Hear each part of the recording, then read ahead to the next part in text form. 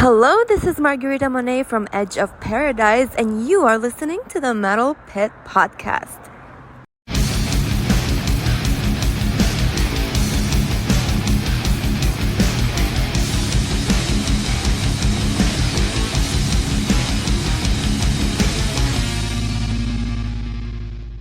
Welcome to the Metal Pit Podcast, where we delve deep into the albums and bands that shaped metal. Please visit our website, The Metal Pit, www.themetalpit.org. And you can find us on Facebook and Instagram at The Metal Pit. And you can check out our YouTube channel, which is youtube.com at The Metal Pit 666. And if you have any comments, suggestions, album suggestions, or whatever, email us info@themetalpit.org. Today, my guests are two of my writers who have been on a lot of episodes. We got Ken. How you doing, Ken? I'm good, sir. How about yourself? Good. And we got Top Jimmy, since we're going to be talking about Van Halen. Yeah, Top Jimmy, he's the king. So I'm here. Good one. I forgot about that one. Good one. Well, I wouldn't have known if I didn't hear it somewhere else myself, too. What the hell is Top Jimmy? Okay. Top Jimmy. And he's the top snow shoveler in Nova Scotia, Canada this week, I've heard. Yeah. Jeez. So we're gonna talk about Van Halen, who let's see, people know who Van Halen are. I know they're not really heavy metal anymore. They probably were back then, I guess. But they were formed in 1973 in California by the Van Halen brothers. And I just learned a few new things about Van Halen when I was researching for this, that they started out, Alex wanted to play the guitar and Eddie wanted to play the drums. But while Eddie was doing his paper route or something, Alex would get on his drums and figured out he was really good at it. So Eddie said, okay, forget it, then I'm going to play the guitar. And that's how it started. Can you imagine if Eddie Van Halen would have stuck, if he didn't have a brother and he would have stuck with the drums? Crazy drummer, I don't know, but it's funny to picture that. Yeah. So let's see, and they had a friend playing bass first. I didn't mark his name down because nobody's gonna know what it is anyway. And let's see, they rented a sound system from some guy named David Lee Roth, and that's how the band met him. And then they got Michael Anthony on bass, and they changed their name from Mammoth to Van Halen. I know they had a few names before that. They were also called Genesis because I guess they didn't listen to the radio and know a group called Genesis. But then that's when they changed to Van Halen before their first album. Let's see. They recorded 6 studio albums with this lineup up to 1984, and then they recorded another one in 2012. A Different Kind of Truth, which was the last Van Halen studio album. But David Lee Roth left after the 1984 album tour, and Van Halen asked Patti Smythe of Scandal to join Van Halen as a lead vocalist, but luckily she said no. And also, I guess, Daryl Hall of Hall & Oates. Wow. Weird. That's weird. Jeez. I was really shocked when I read those two things. Can you imagine Patti Smythe singing Panama? I don't know. Weird. Anyway, okay, so when did you guys first hear Van Halen, or this album? This album, we're doing the debut album, 1978. So when did you guys first hear Van Halen? Ken? I was like mid-'80s. My first introduction to the band was 1984, the album 1984, really. But I know I heard like Running with the Devil earlier, all radio, like all, like 83, maybe 84. Like this is about the time I really got into Van Halen. For me, around the same time I was like listening to Ozzy, it would have been Van Halen as well. And Jim, Top Jimmy? Yeah, I mean, it's pretty much the same thing, being a child of the 80s, 1984, and then, like Jump, they played the shit out of Jump, and they were such huge. I mean, that album, I think, it went pretty much diamond everywhere. And I mean, I had it, everybody had it, but I remember the first time, like I remember getting that, and then I remember, like Ken, I was listening to a lot of metal at that point in time, but I did go back, and I think an older brother played us Eruption and it was awesome. I mean, and then I remember getting the cassette at some point, and I mean, it was awesome. But I do remember a lot of the songs, like on the classic, I guess at that point it would have been rock radio, classic rock radio, like Q104, and you'd hear like, yeah, Running with the Devil and Jamie's Crying and that. So I mean, I as soon as I got the cassette, and I mean, I knew most of the songs on it anyways, just from absorption of the from the radio. Now, for me, I'm not really sure, because I mean, I really got into heavy metal in 1982, but I probably also heard Running with the Devil on the radio, and possibly Pretty Woman, or no, Pretty Woman, is that the one I'm thinking of? But anyway, I might have heard a few, or maybe Ain't Talking About Love might have been on the radio, but yeah, I don't think I got into Van Halen until later too. But really, for me, I really only like two of the albums. I like this album, the debut album that we're going to talk about, and I like Women and Children First a lot. But 1984, I didn't like. I like two songs. I'm probably pretty sure you can guess which two. And Jump isn't one of them. No.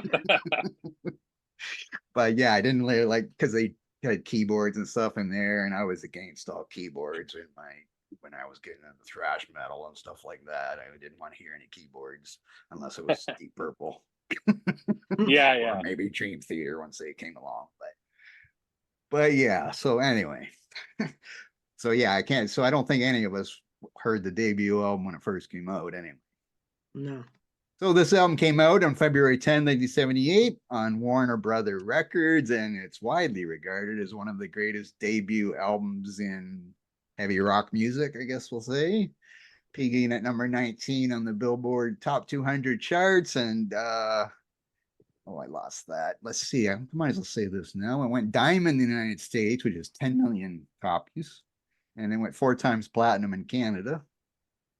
And it went gold in a few other countries, and platinum in the Netherlands, which is actually where Eddie and Alex were born. Isn't that right? I think I read that properly.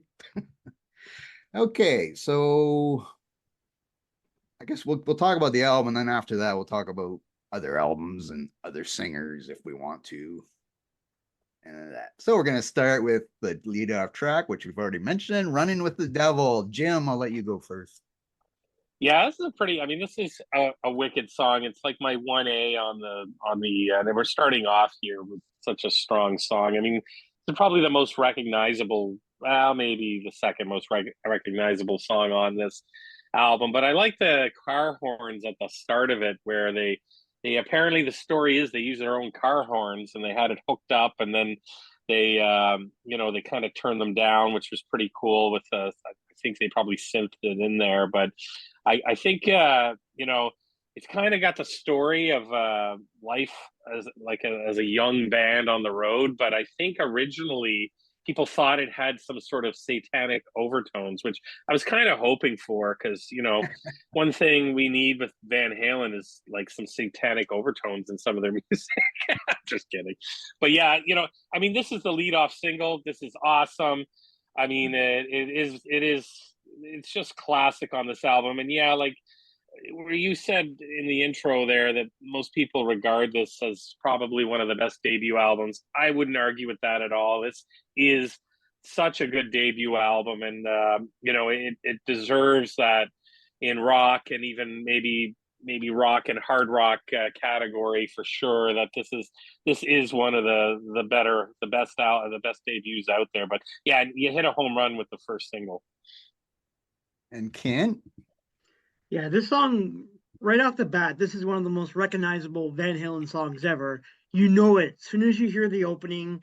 And I love the fact that you get those car horns, you get the battery, you get the foot switch. It's all like blurred in there, and it's great, and it leads into this fantastic opening song. And arguably for me, this is probably one of my greatest Van Halen songs ever. And I think it's strong, really. It's very recognizable. It's so iconic in most cases. And I know lyrically, we were talking about the idea of freedom And yeah, is it about Satan? Is it like, I don't know. I mean, obviously because the devil's in the title, people would just assume that. But as a Yeah. song, it is probably like it's pretty much is my favorite Van Halen song, I would say. It's most recognizable. Yeah. Yeah, I'm pretty sure it's not about the devil. Yeah. No. I don't think I think Van Halen, yeah, I don't think too many Van Halen songs are very dark in the lyrics. At least No. not in the David Lee Roth era. Anyway, that's for sure. But yeah, that is one of the most popular Van Halen songs ever, and it's the first one we heard, I guess, if you got the album, that is. Then we go to I usually skip instrumental. Should I skip this instrumental? Do we bother talking? No, you can't, man. It's got to be mentioned, dude. Yeah. Okay, we'll talk about Eruption. Ken, I mean, sorry. Yeah. No, you have to mention this song because it's so iconic. Like, basically, when it says Eruption, that's what you're getting in Eruption with the virtuosity. And it showcases Eddie's skills. So, like, you get the tapping, you get the hammer-ons, you get the pull-offs, you get everything with this guitar playing, and it's so influential of a song. And so many other guitar players would pick up on this, and many albums and many other bands. So yeah, you basically, this is such a great song in my mind. It was not even a song, but an instrumental. But it's so great, so iconic. And Jim. Yeah, I mean, come on, this must have launched a million guitar players' careers. I mean, when you heard it, I think we had an older brother play it for us on well, back then it probably would have been a really kick-ass sound system. And I mean, it was awesome. It kind of blew our minds. It was like, whoa, what is this? And I mean, it's only just a minute and a half long, but it is wicked. And I read that there's kind of a funny story to it where they originally, I think they were more along the lines of looking for it as an intro to the next song. And on the radio, a lot of times they used to play it as the intro to the next song. But apparently, I think he was rehearsing it in the Whiskey, a Go-Go, and they decided to put it on the album. And there's a quote from Eddie Van Halen who says, to this day, whenever I hear it, I always think, man, I could have played it better." Man, that just really goes to show, like, I mean, just how talented, I mean, all the members of Van Halen, but I mean, Eddie Van Halen being a virtuoso for sure. I mean, this guy was just phenomenal. And I mean, he could have played that better. I mean, that's a definitely a work of art. And as Ken said, with all the tapping and that and all the techniques used, I wish it was longer. And I mean, I'm not a huge instrumental guy, but I just wish it was longer. It's that good. I kind of wonder why they didn't put that at the start of the album, like a lot of groups do, with a that would have made sense. I mean, I know it's like a guitar solo mostly is what you really call it, but yeah, it usually leads into "You Really Got Me." I read that too, where it leads like radio stations would play it before "You Really Got Me," which is the next track. But did I want to say anything else about Eruption? Oh, I remember, maybe this is when I first heard Van Halen, because I remember when I was in high school, which would have been probably 1980 to 84 or whatever, or 89. No, I'm just kidding. 80 to 84. But I had one of my friends played the guitar and he loved Van Halen and he would play Eruption. So maybe that's when I first heard Van Halen, was him playing Eruption. And I thought, oh, maybe I should listen to this. Maybe, I'm not sure if that could have been it, actually. So then we go to "You Really Got Me," which is one of two covers, and this is the song I meant before, not "Oh Pretty Woman," which is another album. So this is by the Kinks, who I actually know who the Kinks are. I don't know who the next cover is, but I know who the Kinks are. So Ken, sorry, I'm confused. Anyway, Ken, what do you think of "You Really Got Me"? Yeah, I like this song. I remember the Kinks version. I know their song is famous for a lot of distorted guitars. So, and I know when Van Halen did their cover, they upped the ante with the music. And I do recall reading that Ray Davies at one point did tell Eddie that your song is like a jet fighter. It's that powerful, and our song is just like a prop plane in comparison to the song. But yeah, it's a really good song. I've always liked it. It's, I mean, what's not to say about a classic Kinks song that probably everyone remembers, because I know here in Toronto, Q107 would on this like psychedelic snack would play that song all the time. So when Van Halen did a cover, it made sense. But yeah, it's a really good song. Jim.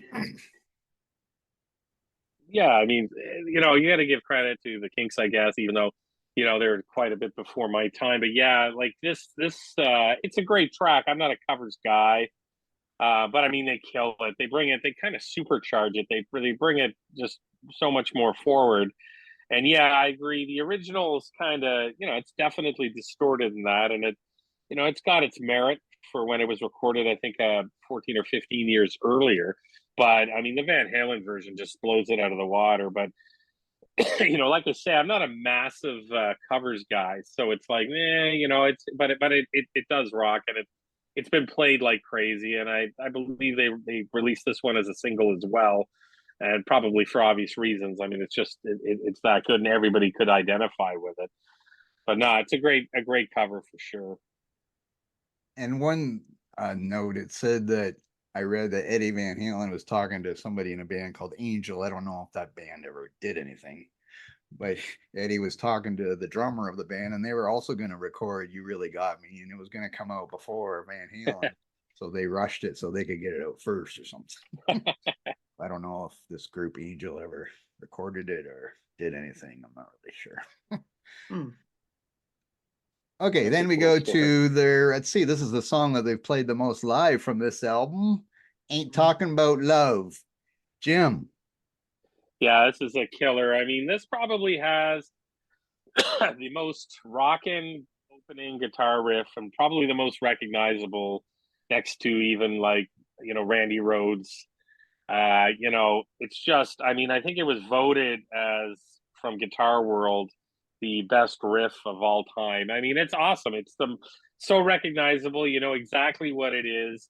It's just really, really cool. And I mean, it's awesome. And I think this was one of the first older Van Halen songs, like from the Roth era, that Sammy Hagar would actually sing when he was with the band. So I don't think they went back to a lot of the early stuff that often. And this was one of the ones I read about that he would do that. But I mean, probably because the opening riff is so iconic. I mean, you have "Running with the Devil," which is another iconic sounding start to a song, and then you just have this one that just blows it apart. I mean, it's that good. And yeah, that riff, it's all about that riff, and it just kind of gets you going. I mean, this is what puts Van Halen on the map, I think, this song. And Ken? Yeah, I would agree. Like the riff at the start of the song is really electrifying. So and it's identifiable. So again, it's iconic. So you're never not gonna know that's Van Halen right at the start of the song.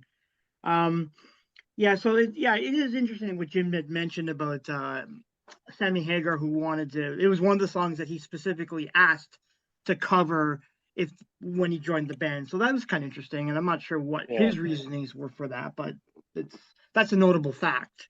The other notable fact that I thought about the song is that Eddie apparently wrote this song, and he didn't want to show it to the rest of the band because maybe he wasn't too sure about what the song was going to be, but he had joked that it was going to actually be like a punk rock parody at one point. Yeah. I don't know how, which I think is weird. Like, I don't get that. You hear the song and I don't get that out of it. No. But maybe that was what was going through his mind at the time. So I find that to be a little interesting tidbit from that perspective. But I also like the fact that the song is basically about casual sex, or more or less the idea of like, you know, he doesn't want love, he doesn't want a relationship, he just like wants to hook up. So it's interesting. It's a good song though. I would agree, Jim. It's like my second favorite song on the album for me. Well, no. Knowing that what it's about, that's kind of my mantra. So, you know, I'm all good with that. There you go. Don't tell your wife that. Oh God. Now, according to that, you know, sometimes I check out that setlist.fm where it shows live songs. Don't know. Again, can't guarantee how accurate it is, but it shows that You Really Got Me. They played that 1,231 times, and they played Ain't Talking About Love 1,230 times. So I don't know how accurate it is. Well, They've only played Eruption like 20 times live. You think he would play that every time, wouldn't you? Yeah. Weird. Okay, then we go to, where are we? We're at the last track on side 1 of the old album days, and I'm the One. Jim. Oh man, this is one of my favorite tracks on the album. I think this is an unsung track. I think it has a really cool identifiable opening riff, and the guitar throughout it is just amazing. And I mean, it's got a sound on it like it reminds me of, kind of got a riff like Hot for Teacher. It kind of sounds very similar to that. But I mean, it's a wicked, wicked song. I like it a lot. And I don't know, you don't hear a lot about it. And, I think there's another one on this album too that I feel is a little bit underappreciated. But this one's a really, really, really cool song. It's one of my favorites on there. And Ken? Yeah, this is a cool song too. I agree. I call this like their show off song because it's all about confidence. The lyrics are kind of bringing that to light about the band being confident and their skills and their abilities. And I also like, the one thing I like about it is that the shooby doo wah towards the end. I think that's great. It's like, it's just a little bit of showing off, and it's just a little bit of, hey, we're Van Halen and this is what we're all about. But yeah, this is a really, really good song as well. Okay, then we go to side 2 and we start off with Jamie's Crying. Ken. Yeah, no, I like this song a lot. Now, this song is like, basically, you're struggling with the idea of unrequited love, which is, interesting lyrically wise. It was never a single, but I heard that, or a lot of people think that this should have been their first single, but it wasn't. It's played live a lot. A lot of people love this song. What I like about this song is that it's got a lot of groove. It's got a lot of grounding bass. It's got that guitar lick in it. It's got some really good, catchy musical arrangements. It's a really solid song for me. Jim? Yeah, no, that's a good song. I mean, it's it's a great song. It's kind of and a funny kind of a factoid about it. It was sampled by Tone Loc for the 1988 song "The Wild Thing," if you remember that. And I didn't even realize it, but probably due to the kind of the thumping guitar and bass in it, I think probably that's what it did. But no, it's pretty cool. And like he said, it's about kind of like a love that didn't last, kind of looking for like a one night stand type thing, kind of a high school-y type something like that. And Eddie Van Halen's played the guitar to make it sound like actually someone was crying. So it's kind of neat. It's definitely fitting. And yeah, one of the awesome songs on the album, one of the better songs on the album. And then we go to one of my, I think this is one of my favorite ones on the album, Atomic Punk. And but Jim, sorry, Atomic Punk. Yeah, I mean, that's got the cool guitar slides in it. It just sounds so cool. And this may make my list. I'm not giving it away, or maybe I am. But no, this is another killer song on this album. And I mean, it's just the guitar sounds on it are so good. And Roth's vocals on it's pretty good too. I mean, I'm not a massive fan of David Lee Roth's vocals. I mean, they are what they are, but on this album, I think he really hits it out of the park. And it's another one. I know it's fairly popular, but I think it's not one of the more popular ones on the album. And I think it deserves a lot of credit and love as well. Ken? Yeah, this song is really good too. I like the fact that it has a lot of power. It has a lot of energy. Of course, lyrically, it suggests kind of like a cyberpunk character, and it's like 4 years before Blade Runner came out, because a lot of people were saying it did remind them of Blade Runner. And I know they do reference Philip K. Dick's novel, Androids Dreaming of Sleep. So in that regard, it's kind of cool. I like the song a lot. I can see why they would play the song live. It's fairly heavy as well. Yes, that's probably why it's one of my favorite ones. Well, there you go. Kind of punkish. I don't know, it's not really punkish, but anyway. And then now we're getting funny in the back of our car with Feel Your Love Tonight. Ken. Yeah, I like this song too. This song again, for me, it's a very lively song. this, and the song celebrates the idea of excitement and desire and attraction and the thriller of the pursuit of love. So it's a really good song. Great guitar tones on this one. I love the riff. Again, it's a fairly memorable song. And Jim, what do you think of this one? Yeah, this is another kind of unsung hero one on there.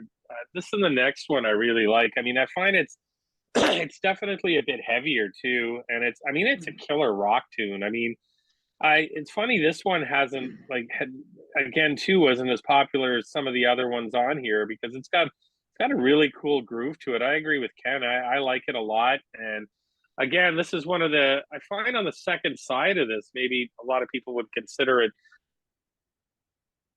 a weaker side. You get overplayed a lot on the hits on this, and this would be considered more of probably a deeper track, but it's got just as much merit as the hits do, as far as I'm concerned. I think it's a really awesome tune. And then we go to Little Dreamer, which I guess we call this kind of a ballad. I don't know. It's a little slower than the other songs anyway. Jim, what do you think of Little Dreamer? Yeah, it's cool. I mean, it's got another cool guitar intro. It's got that bluesy kind of sound. It's pretty neat. Maybe more of a southern rock sound to me. And again, Roth's vocals on this one is really good. This may even be my 1B on this album. I mean, besides the hits that are, some of the hits on the first side that are really, really kick ass, this is another cool one. And it's again, that bluesy kind of guitar slide. And I mean, I think again, this is another real unsung hero on this album. And this is one of my favorites on there. And Ken? Yeah, I like this song too. I agree with Jim. Like maybe it is like an unsung hero as well. So like lyrically though, what I do like about this song for me is that it's basically an anthem about resilience, and I like that. So it's like the lyrics are talking about embracing your dreams and living your life to the fullest, and the song is very adventurous. So for me, it's a really strong song as well.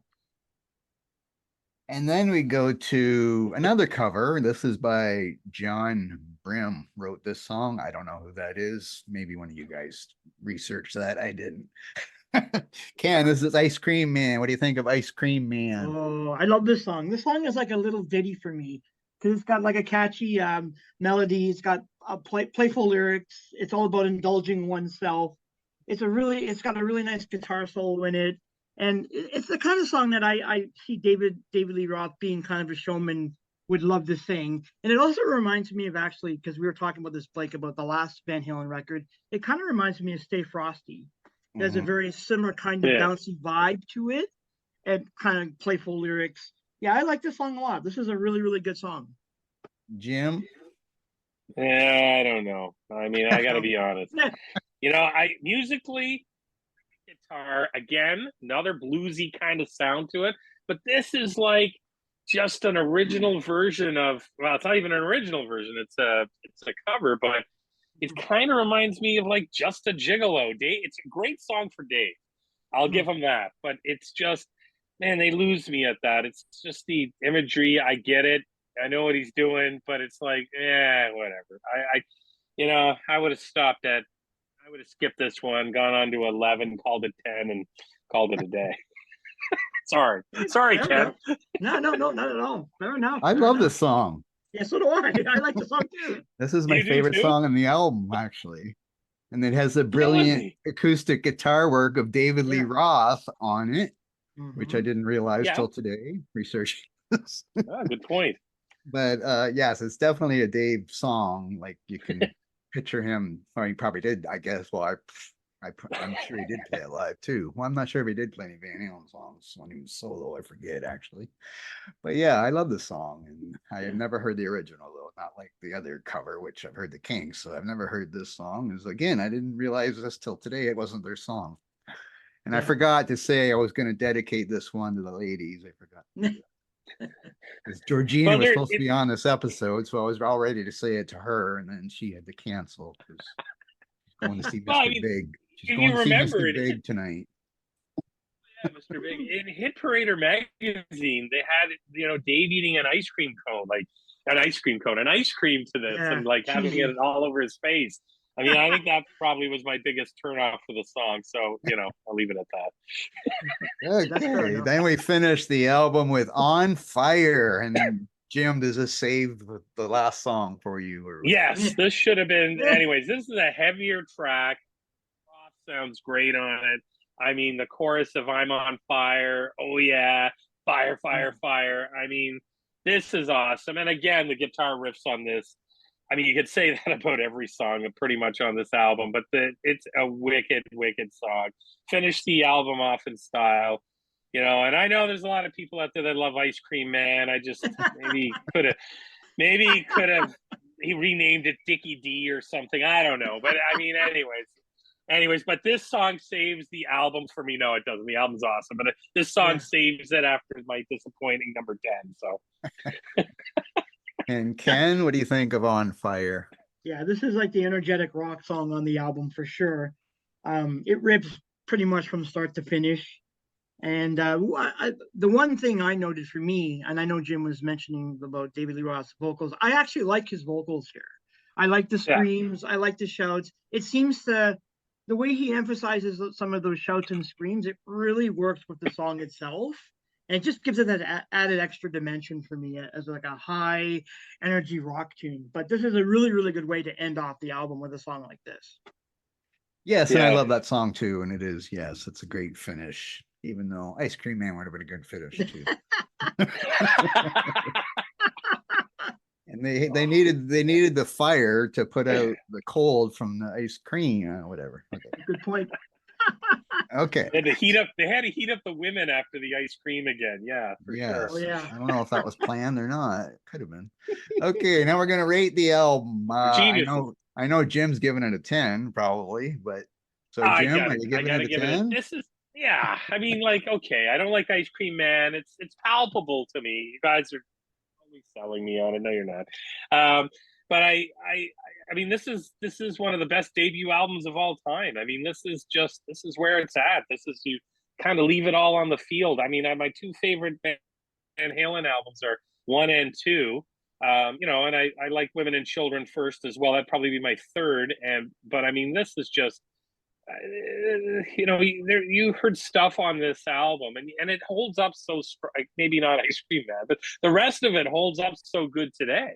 I mean, great lyrics, great, and Dave, but I gotta admit, Ice Cream Man is a Dave song. That's the way he is, just a gigolo, that's the way it goes. So, but yeah, it's, I mean, this is just such a good debut album, and it's so important to the hard rock and even metal movement. I mean, how many guitar players or how many frontmen want to be like, I mean, you can talk about David Lee Roth singing all you want, but he is probably one of the best frontmen. There's a difference between being a singer and a frontman for sure, but he is one of the biggest frontmen in rock history. And I mean, you have Eddie Van Halen there, right out there. Him and Randy Rhoads for me are like, I mean, I edge out Randy. I like Randy Rhoads a bit better, but he's right there for sure. So I mean, but this is a 10 out of 10. 10. What are you rating it? 10 out of 10 as well. I mean, it's iconic. Like Jim pretty much said it all, but it's an iconic album, and it's just the guitar. I mean, the guitars are so iconic, and the things that Eddie did with the guitar is a standard because everyone in the genre of metal and rock follows suit. So for me, it's a guaranteed 10 out of 10, and it's a brilliant first album for like a hard rock band like Van Halen. Yeah. Well, I'm giving it 9.5 because I don't want to just copy everybody else. As Ice Cream Man.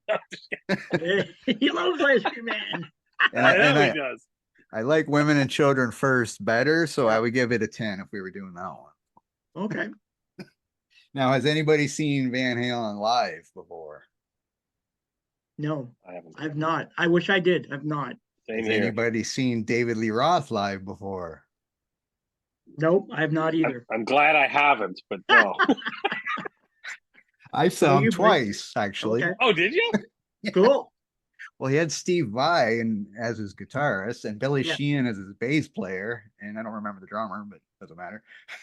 But his shows were awesome. Like, I know he was a little more, poppy or whatever with Ice Cream Man kind of stuff or whatever. But I don't know. Yeah, he was a great front man, like you said, but Steve Vai was just an amazing guitarist. But yeah, I seen one was Halloween night in Toronto, and that was just a madhouse after that concert on Halloween night. But yeah, they put on a good show. I think Poison opened for them one year, and I think Cinderella was the other year. I can't remember which was which, but yes, I'm sure Van Halen, as Jim was saying, they influenced probably a lot of hair, even though I don't really think I'd call Van Halen hair metal, but I'm sure they influenced a lot of it, like Nuno Bettencourt of Extreme. I'm sure he was influenced by Eddie Van Halen with his guitar playing and stuff like that. And I'm sure they inspired lots of people. We'll do our top 10 songs, and then we'll maybe talk about some of the other albums to see if any Sammy Hagar songs make it on anybody's list, or Gary Sharon songs. I don't did he have any song? I don't even know. Okay. Here, I'm gonna go first. I'm gonna go first on this. My number 10 song is Unchained from the Fair Warning album, which is probably the only song I really like on that album, I think. Number 9, I got Running with the Devil from this one. Number 8, I got The Full Bug from the Diver Down album. Cool. Number 7, I got Atomic Punk from this one. Number 6, I got Hot for Teacher from, of course, 1984 album. Number 5, I got Everybody Wants Some from Women and Children First. Number 4, I got Fools from Women and Children First. Number 3, I have Panama from 1984. Number 2, I have On Fire from this album. And my number 1 Van Halen song is Ice Cream Man. Nice. Great. So there you go. There you go, man. We'll let Jim, you want to go next? Great. Top Jimmy, you should go next. Where's Top Jimmy gonna fit on your list? Well, it's funny you said that. I have Top Jimmy. It's an honorable mention. It didn't make my top 10, but Top Jimmy, is number 11. I have Unchained for 10. I have Why Can't This Be Love, number 9. So there's my Sammy Hagar kind of entry to this. I have Panama, number 8. I'm the One off this album, number 7. Little Guitars for number 6. Ain't Talking About Love, number 5. Dance the Night Away, number 4. Number 3, Atomic Punk. Number 2, and I know this could be caused a little bit, but I went with Eruption. I know it's only a minute 40 long, but it's that damn good, and I got to give it it's got a lot of credit. And number 1, my favorite song is Ice Cream. No, I'm just kidding. It's Running with the Devil. Good choice. Running with the Devil. So, but I mean, that's so many songs off this album. I mean, this is a killer album. And 1984, Panama. I mean, I kind of thought about Hot for Teacher, and I got kind of like, man, some of these songs just got so played. I mean, that album just got so played for me. And yeah, even though I don't mind the keyboards, it got kind of very similar throughout. I think that's why I only picked Panama, which I like that song quite a bit. Before I forget, there's a thrash band called Lich King. Yep. I think I'm pronouncing that right. Yep. And they do a cover of Hot for Teacher. So if you haven't heard that, check it out. I've heard it. It's funny and good and stuff, and it's different. Yeah. That's all I'm saying. Okay, Ken, let's hear your top 10 Van Halen songs. Okay, so I went with number 10 is going to be Tattoo, because I actually like A Different Kind of Truth. I thought it was kind of a return to form a little bit for the band, even though that a lot of the songs were just basically demos that were like touched up and used for an album. But I like that song. I think it's it's a cool song. Number 9, I'm going to go with Aftershock on Balance. Balance is an album that doesn't get a lot of talk, but I think there are a handful of songs on that are pretty good. At number 8, I'm putting another Sammy Hagar song in this, Why Can't This Be Love from 5150, which is an album I actually really did like. I actually thought it was a different direction, a way different direction for the band, but I do like Sammy Hagar as a vocalist. Number 7, I'm putting Pound Cake, which is another song I kind of like with the drill beginning with the guitars. I thought that was kind of a neat thing. Number 6, I'm putting Loss of Control from Women and Children First. And number 5, I'm going with And the Cradle Will Rock. Number 4 is going to be Jamie's Crying, which I love that song. Number 3 is Panama from 1984. Number 2, you guys probably won't like this, but I'm going to put Jump on there because I do think it's the song that I sort of identified with when I was a teenager, so I had to do that. And number 1, I'm putting Running Like Jim, Running with the Devil. Nice. Okay. I remember driving down the 401 and one time, and there was a bridge, and somebody was standing on it, and somebody was blasting out "Jump" on their stereo. But I don't know. I don't know what happened though.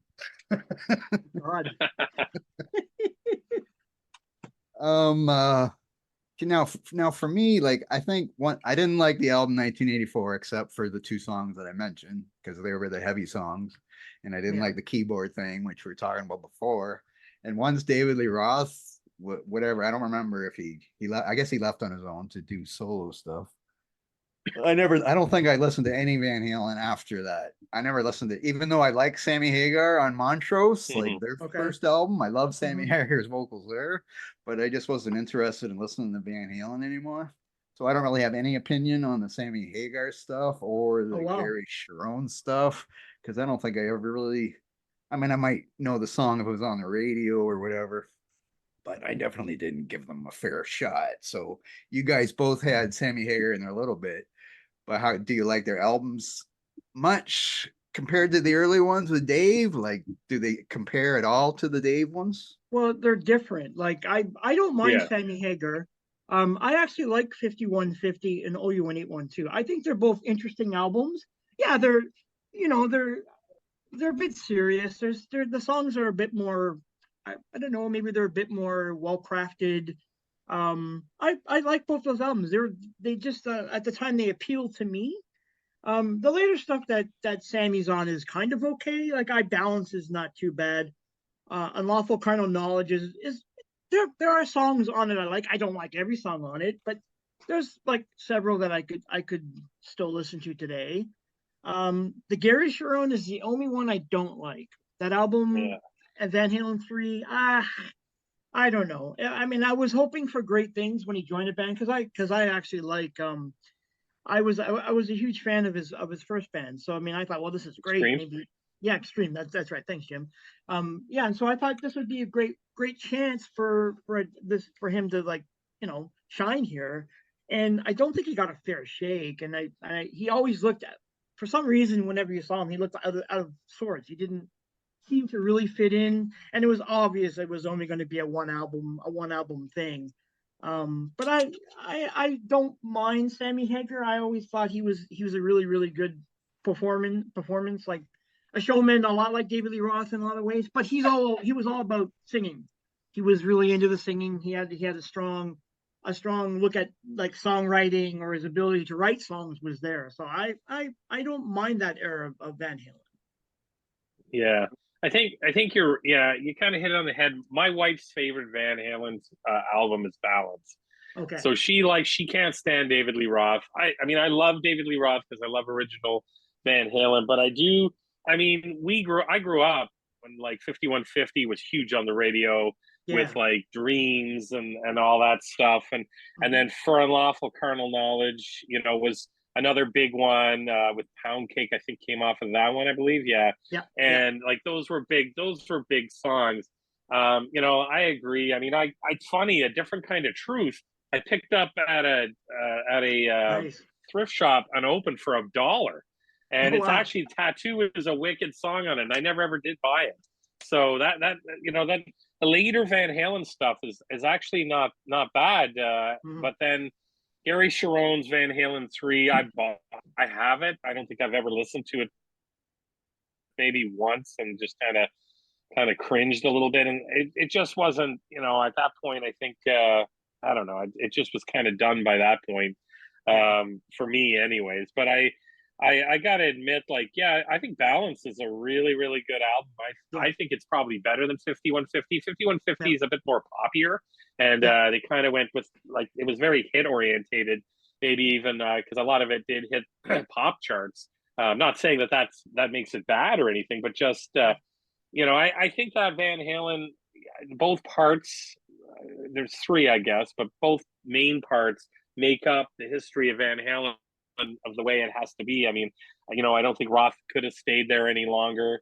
And saying, like, Blake, you went and saw a couple of his solo tours.